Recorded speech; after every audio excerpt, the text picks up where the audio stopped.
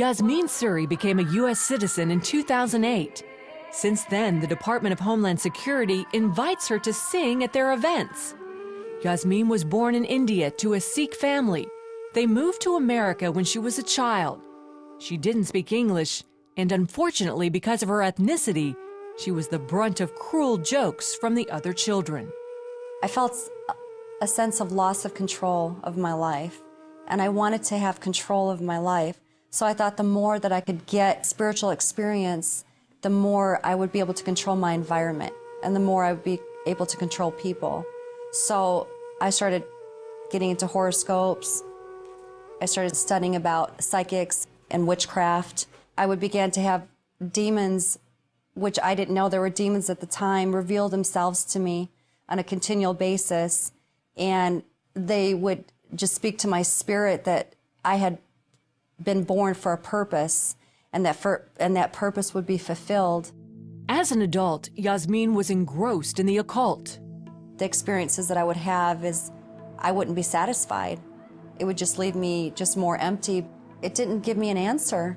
It gave me power and a sense of control, but there was no answer for me. She met a man who was involved in the occult. He took her deeper into witchcraft. I moved in with him, and we had quite an intense connection when it came to spirit and having the occult draw us together. In our house, we would have crystals, huge pictures of Ramses and Pharaoh all over. When her birthday rolled around, she asked a friend for a Shirley MacLaine book. Her friend was a Christian. So she gave me my present, and I opened it up, and it happened to be a Bible. So I said, "Oh, where's my book?" And she said, "Well, I wanted to show you something in the Bible." And she opened it up to Deuteronomy chapter 18, verse 9 through 14. And God says that those that consult with familiar spirits or wizard or enchanters, or those that practice necromancy, and a whole list of things, he said that those things are an abomination to God. And those scriptures jumped out at me from the Bible, and they jumped off the pages, and they actually went right through my spirit. And I was convicted of sin for the first time in my life. It seemed to Yasmeen that everywhere she went, she met Christians.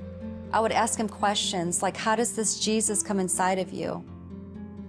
I mean, what does it mean that you mean another man comes inside of you?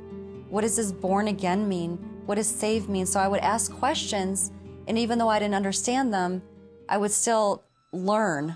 At home, her boyfriend became violent. Yasmeen was also having vivid nightmares that kept her up at night.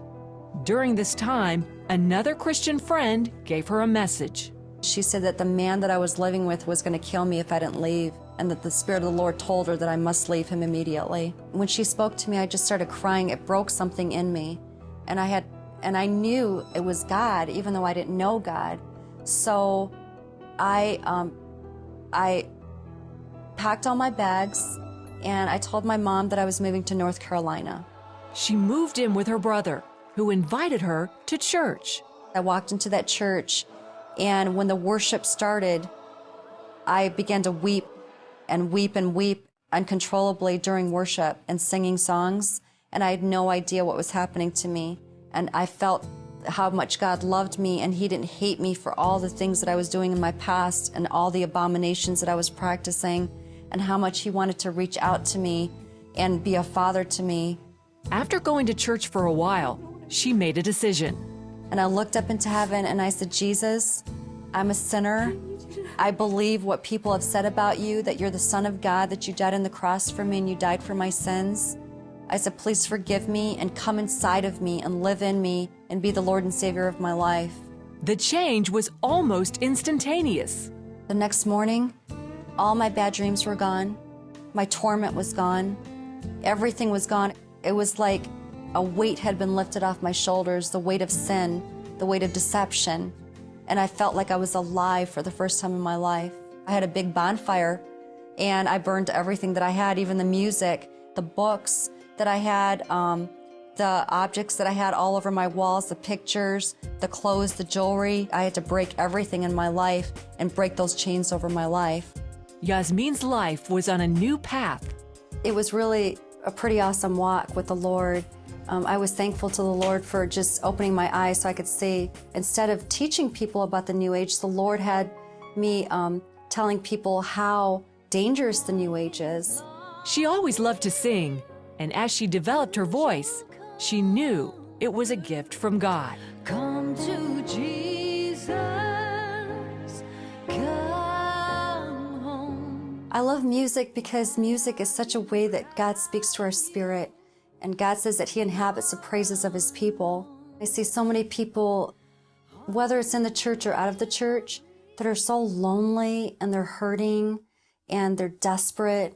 Jesus is the only one that can fill that void. The Lord really spared me from death, not just spiritual death, but physical death and emotional death. I could have lost my mind.